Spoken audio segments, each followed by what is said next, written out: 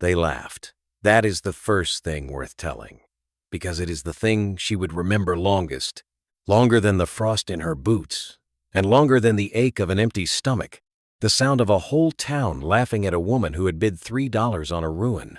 At 52, with a widow's coat gone thin at the elbows and exactly $11 sewn into the hem, Marguerite Ashby stood in the churned mud of Coldwater Bend, Kansas, in the raw spring of 1897, and raised her hand for the one thing nobody else in the county wanted. Her brother-in-law, Silas Renner, who had taken her late husband's store and her late husband's house, and finally her own room above the kitchen, had told her plainly the week before that a woman with no man and no money was a debt the family would no longer carry. So she had walked out with what she could hold, and at the county sale of forfeited goods, she spent $3 of her $11 on the broken carousel that had rusted for 11 winters at the edge of the fairground, its horses cracked and blind, its center drum choked with birds' nests, its roof caved like a spent lung. Folks said she'd bought a heap of firewood and paid too much. It was foolish. It was, by every measure the town kept, the act of a woman with nothing left to lose. But there was something sealed beneath those horses that had waited 11 years for exactly her hands to find it something that would not only lift her out of the cold, but would give an entire town back the roofs over its heads. Settle in, and let us tell you the story of Marguerite Ashby. And if you are watching tonight from a place that feels forgotten, a town the train stopped visiting, a house that went quiet, a life the world set out at the curb, stay with us, and tell us in the comments where you're listening from, because this story was built for you. To understand why a ruined carousel called to her and to no one else, you have to understand the hands she came from.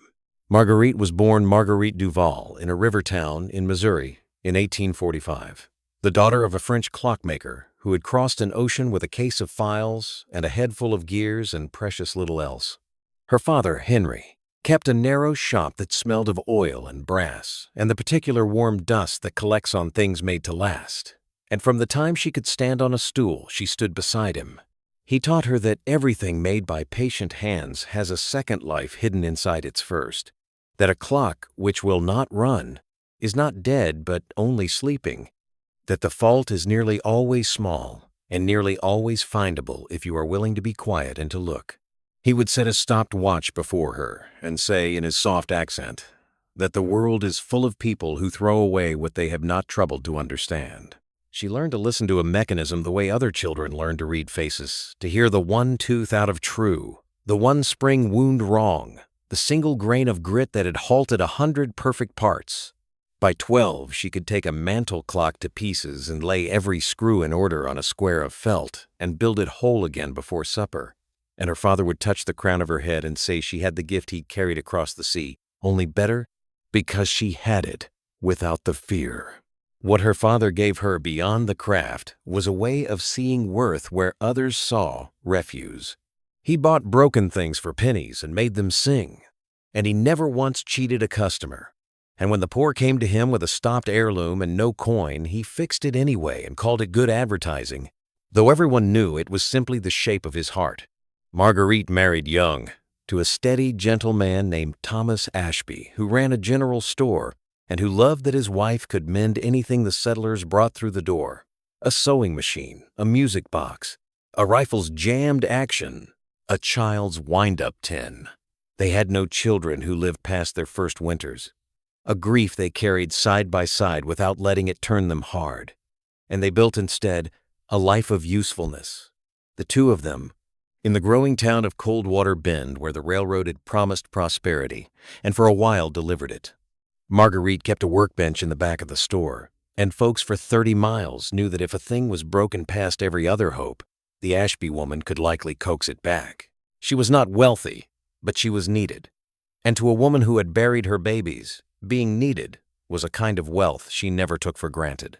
She lived, in other words, by a creed her father had pressed into her like a maker's mark on soft metal: that nothing is truly worthless, that patience is the highest form of respect, and that the measure of a person is what they are willing to save when the easy thing is to discard. She would need every ounce of that creed, because Coldwater Bend was about to teach her how quickly a town can decide that a person, too, is refused to be set out at the edge of things and left to the weather. The fall came the way falls so often do, not in a single blow, but in a slow, grinding subtraction, so that she was ruined before she fully understood she was in danger. Thomas took a fever in the autumn of 1895 and was gone in 9 days, and Marguerite buried him beneath the cottonwood at the far edge of the churchyard and came home to a store that was suddenly too large and a silence that had weight. She might have carried on. She had the skill and the standing and the loyalty of half the county. But Thomas, trusting to family the way good men sometimes trust too far, had years before taken his younger half-brother Silas Renner into the business as a partner on a handshake and a hastily drawn paper. And Silas was a different sort of animal entirely, a man who smiled with his mouth and calculated with his eyes, who had come west not to build anything but to acquire it. Within a month of the funeral, Silas produced documents Marguerite had never seen, drawn up in language she was made to feel foolish for not following, and the long and the short of it was that the store, the stock, the very house above it, passed to him, and she was to be permitted to remain out of what he called Christian charity. She swallowed it, because grief makes a person small, and because she could not yet believe that Thomas's own blood would do to her what a stranger would have blushed at. She kept her workbench. She kept mending. She kept for a while a corner of her old life. But Silas had bigger designs than a country store. He had befriended the man who truly ran Coldwater Bend, Augustus Pole, the president of the Cattlemen's Trust Bank, a heavy, courteous man with a soft voice and a hard ledger, and together the two of them had begun, quietly, to gather the town into their hands. It worked like this, and it was not new, and it was legal enough to escape any sheriff. The bank, under Pole, had for years extended loans to the farmers and shopkeepers of the Bend against their land and their homes, and the terms, buried in the same fog of language Silas so loved, allowed the bank to call those loans due on short notice. When the drought of '96 scorched the wheat and the railroad quietly raised its shipping rates and the money in the valley went thin, Pole called the notes, one family at a time, never so many at once as to raise a general alarm, and Silas stood ready to buy the forfeited farms and shops for a fraction of their worth. Widow Halloran lost her 40 acres. The Peterson boys lost the smithy their father had built. The German families out on the North Road, the Wenzels and the Brauns, lost homes their own hands had raised log by log. And Marguerite, who had begun to speak too plainly at the mercantile counter about what she was watching happen, found herself the next name on the list. Silas informed her, with that smile, that the charity had run its course. The room above the kitchen was needed. She would have until the county sale to remove herself and whatever the family did not require. She left with a carpet bag, her father's roll of files and gravers wrapped in oilcloth, a spare dress, and $11 sewn into her hem.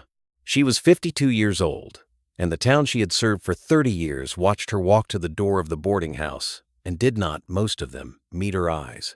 She had 3 days before the county sale of forfeited and abandoned goods, and she went to it not because she had a plan, but because she had nowhere else to be, and because a lifetime of her father's teaching would not let her walk past a table of broken things without looking. The sale was held on the old fairground, and there among the tools and the sad furniture and the odd lots nobody wanted stood the Carousel, the Ben's Carousel, which had been the pride of the county fair in the flush years, and had stood abandoned since the fair itself folded in '86. It had been built, folks said, by a strange old German craftsman who drifted into town, worked 2 solid years on it, and then died before it ever turned a full season. For 11 winters, it had rotted at the fairground's edge, and now the county was selling it as scrap to clear the lot. Marguerite walked its rings slowly while the auctioneer worked through the tables, and what she saw with her clockmaker's eyes was not scrap. She saw the finest joinery she had ever encountered west of any city horses, carved not from soft pine but from close-grained hardwood, each one different, each one made with a love that 11 years of weather had bruised but not erased. Beneath the caved roof and the birds' nests, she saw a center pole and a mechanism of gears and cams that made her breath catch, because it was a clockmaker's Mechanism, a thing of interlocking wheels, far more intricate than any carousel needed simply to spin. And she saw, though she could not have said why it struck her so, that the great central drum at the heart of the machine, the round housing the horses circled, was built with walls far thicker than any purpose she could name would require, as if it had been made to hold not gears alone, but something more. When her turn came, and the auctioneer, half as a joke, opened the carousel at $1 and got only silence and snickers, Marguerite raised her hand and said, $3? And the crowd laughed, and Silas Renner laughed loudest of all. And the auctioneer, shrugging, let the ruin go to the ruined woman for the price of a good meal. She had no way to move it and nowhere to move it to. But the county, glad to be rid of the eyesore, and the woman both, told her she might work on it where it stood. And so, that first evening, alone on the darkening fairground with a borrowed lantern and her father's tools, Marguerite Ashby climbed into the wreck she owned and began, out of pure habit and pure need, to clean and to look. She cleared a bird's nest from the throat of the mechanism and found, wedged deep where no weather could reach it, a small brass plate green with age.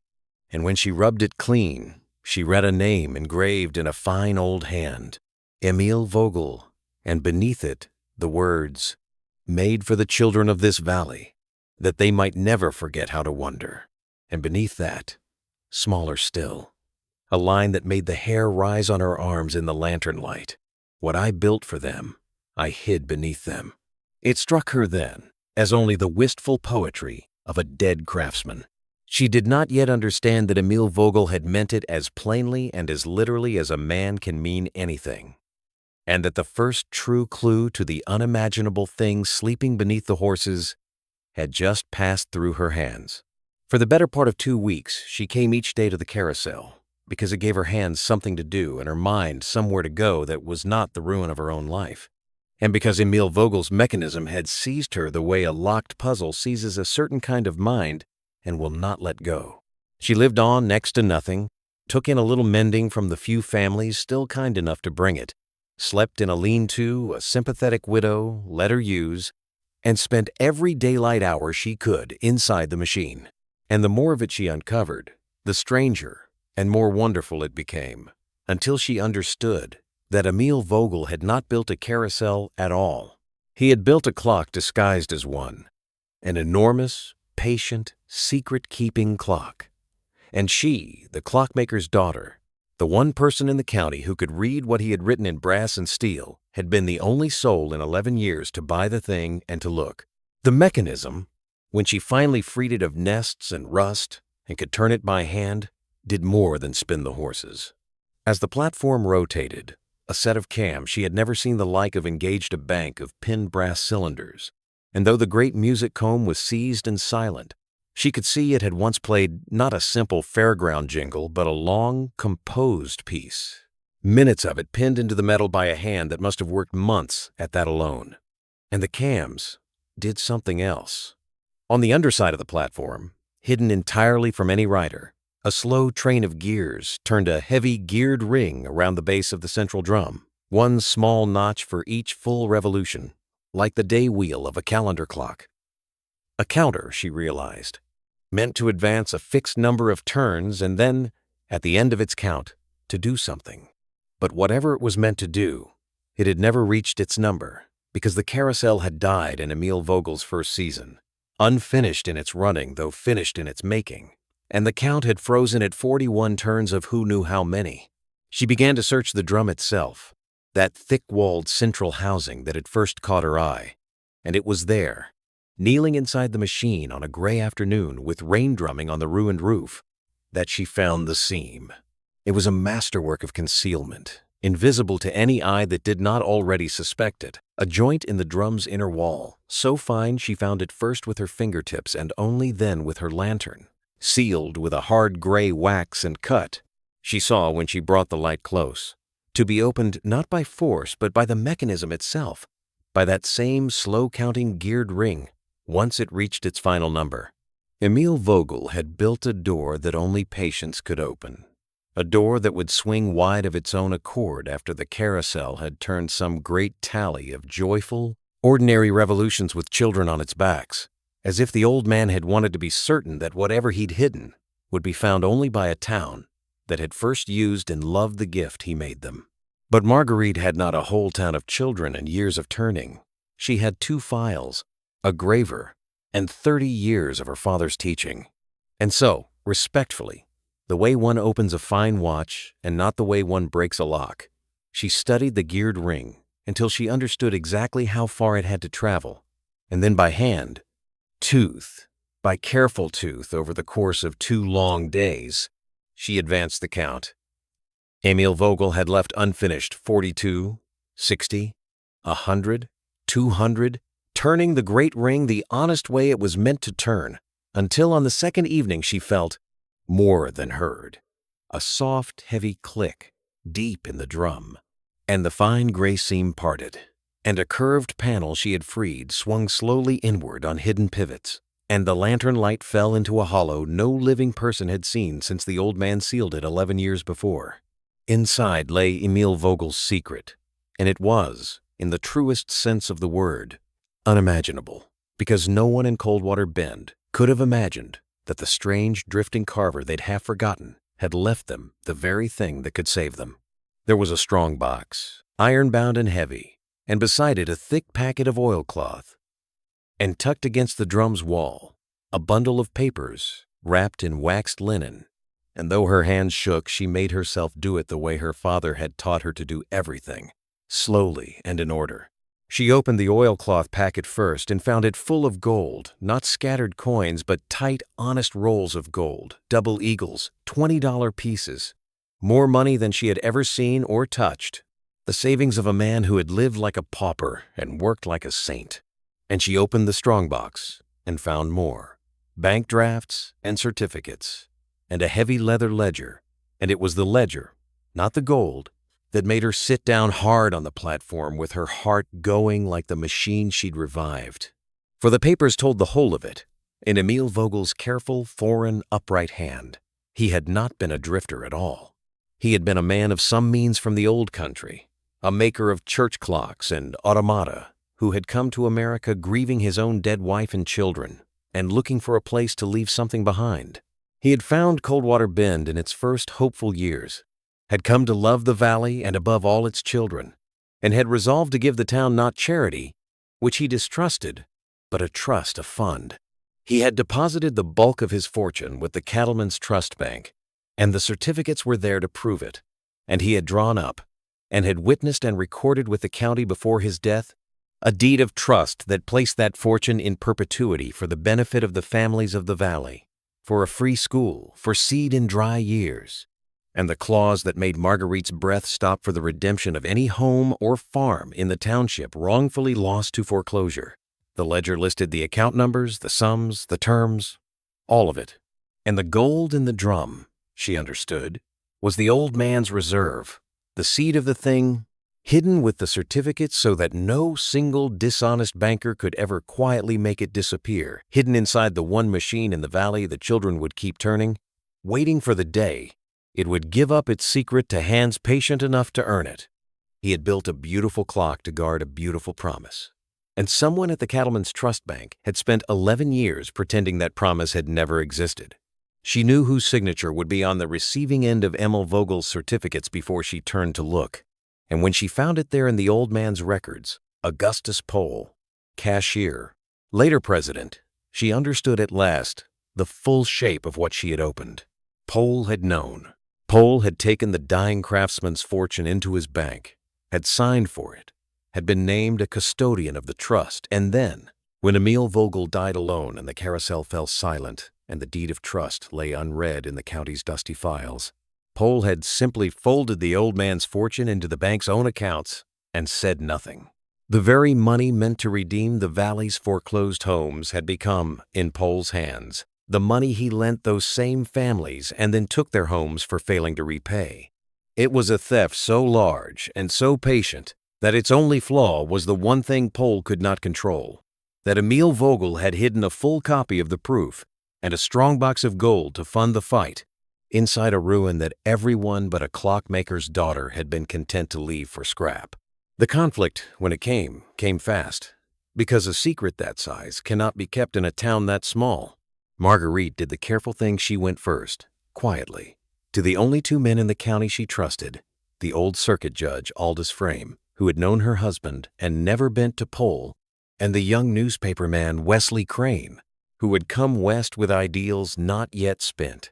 She showed them the legend, the tentative of trust in the certificates, and she watched their faces change from patient kindness to something graver. And Judge Frame, turning the old man's pages with one finger, said softly that if these were what they appeared to be, then half the foreclosures in the Bend were not merely cruel but criminal. But word travels, and a boy who ran errands for the judge ran errands too for coin. And within 2 days, Silas Renner and Augustus Pole knew that the widow they'd cast out had found something in her ruin. They came at her the way such men always do, first with sweetness and then with force. Pole himself, soft-voiced and heavy, visited her lean-to and spoke gently of how confusing old papers can be, how a woman alone might easily misread a complicated matter, how the bank would be glad to purchase the Carousel and its contents from her for a generous sum, $500, a fortune to a woman in her state, and how much simpler her life would be if she let wiser heads handle what she'd found. When she declined, still courteous, Silas came, and there was no sweetness in him at all. He reminded her that she was a pauper on borrowed ground, that no court would take the word of a bitter widow over the president of the bank, that accidents befell lonely old women who meddled, and that the Carousel, being on county land, could be ordered, destroyed as a hazard with a word in the right ear. And a word was spoken, for 2 nights later Marguerite woke to the smell of smoke and ran to find the fairground's edge alight, someone having set the dry old lean-to and the Carousel's caved roof ablaze in the dark, meaning to burn the ruin and the proof, and she did not doubt the woman altogether. But she had not been raised by Henri Duval to leave a treasure unguarded once she understood its worth. She had, the day after she opened the drum, done the thing her father would have done. She had removed the ledger, the deed of trust, and the certificates, wrapped them again in their waxed linen, and carried them to Judge Frame for safekeeping in his strongbox, keeping only Emile Vogel's gold hidden in a new place of her own, and the empty secret of the drum. So the fire that roared up on the fairground that night burned wood and rot and the old master's ruined roof, but it burned no proof at all, and it did one thing the men who set it never intended. It lit the whole town awake. Half of Coldwater Bend turned out with buckets in their nightclothes, and they saved a good part of the Carousel. And standing there in the smoke and the shouting with her face lit orange, Marguerite Ashby did not weep and did not cower. She climbed onto a wagon bed where everyone could see her, and in a voice her 30 years behind a counter had made steady, she told them. She told them about Emile Vogel and the trust he'd left for their children. She told them about the fortune Augustus Pole had taken and hidden. She named the farms and the homes, the Hallorans, the Petersons, the Winzels, the Brauns, that the old German's money had been meant to save, and that Pole and Silas had stolen instead. And she told them the proof was safe in the judge's hands, beyond any fire, and that come the county court she meant to see Emile Vogel's promise kept. The climax of it played out not with a gun but with a gavel, which is the truer justice and the harder one to buy. Judge Frame convened the county court, and Wesley Crane's newspaper printed Emile Vogel's story across its whole front page so that no quiet settlement could bury it. And folks came in from 30 miles to fill the courtroom and the street outside. The certificates were genuine. The county's own dusty files held the recorded deed of trust exactly as Emile Vogel had sworn it. The bank's ledgers, once the judge compelled them open, showed the old man's fortune flowing in under Pole's signature, and then vanishing into the accounts from which the valley's foreclosures had been financed. It was, the judge said from the bench, as plain a betrayal of a public trust as he had seen in 40 years of law, and he did not spare the word criminal. Augustus Pole, who had ruled Coldwater Bend with a soft voice for 2 decades, was stripped of the bank and bound over for trial in the territorial court. And men who owe their power to fear discover, when the fear breaks, how few friends they truly bought. Not one soul in the Bend stood up for him. Silas Renner, seeing the wind turn, tried first to swear he'd known nothing, and then to flee in the night, and was overtaken on the North Road by the very Wenzel and Braun men whose homes he'd stolen, and handed to the sheriff without a mark on him, which was more mercy than he'd have shown. The store and the house he'd taken from Marguerite were restored to her by the court in the same stroke that unwound his other thefts, for a fraud built on stolen trust could not stand once its foundation was pulled. And here is the part that made the town's laughter, at last, turn to something like awe for Marguerite Ashby, who had every earthly reason to take Emil Vogel's gold and her restored house and live out her days in comfortable revenge, did no such thing. She stood before Judge Frame in the county and asked that the old man's trust be honored exactly as he had written it. Emil Vogel's fortune, recovered from the bank, was placed under the county's care as he had intended, and one by one the wrongful foreclosures were redeemed. The Hallorans got their 40 acres back, and the Peterson boys their father's smithy, and the Wenzels and the Brauns the log homes their own hands had raised, and every family the bank had gutted was made whole from the very fund that had been meant to protect them all along. With Emil Vogel's hidden gold, the reserve from the drum, which was hers by every law. Since she had bought the Carousel fair and found the gold within it, Marguerite did the thing her father would have loved best. She opened the free school the old man had dreamed of, in the restored building that had once been Thomas's store, and she took no salary for running it. And she rebuilt the Carousel. It took her a year, working with the joiner and the smith the town now gladly gave her, but she rebuilt every cracked horse and freed the great music comb and set Emil Vogel's long, months-composed melody, playing at last, minutes of it, the way he'd pinned it into the brass before he died. On the first fair day of 1898, the Carousel of Coldwater Bend turned again with children on its backs, and the whole valley came to hear a dead man's music finally play, and to ride the beautiful machine that a mocked and penniless widow had seen the worth of when no one else in the county would spend a single dollar to save it. And so we come back to where we began, to the woman of 52 standing in the mud while a town laughed, and to the $3 that everyone but she thought were thrown away. They had called her foolish for bidding on a ruin, and they had been wrong in the deepest way a person can be wrong. Wrong the way Emil Vogel had spent his life trying to teach them not to be, the way her own father had warned her the world so often is. For the whole of it, the fortune and the school and the redeemed farms and the music playing again over the fairground, had turned on one thing and one thing only, that a single person had refused to believe a broken thing was worthless, had been willing to be quiet and to look.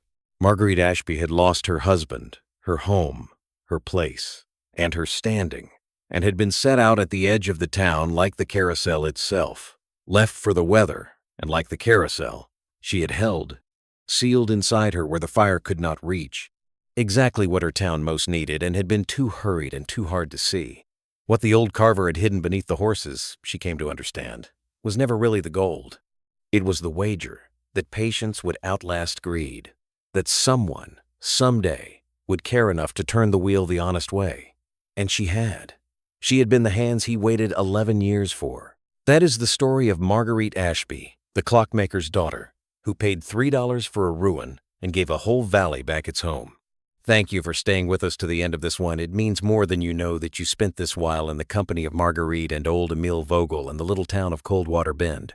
If her story moved you, share it with someone who needs to hear that being overlooked is not the same as being worthless, and that the thing others throw away is so often the thing that saves them. And before you go, we'd love for you to sit with one question and leave your answer in the comments. What is a time in your own life when you found real value in something or someone that everyone else had written off? We read every reply, and we carry them with us into the next story. Until next time, keep turning the wheel the honest way, look closely at the broken things, and stay close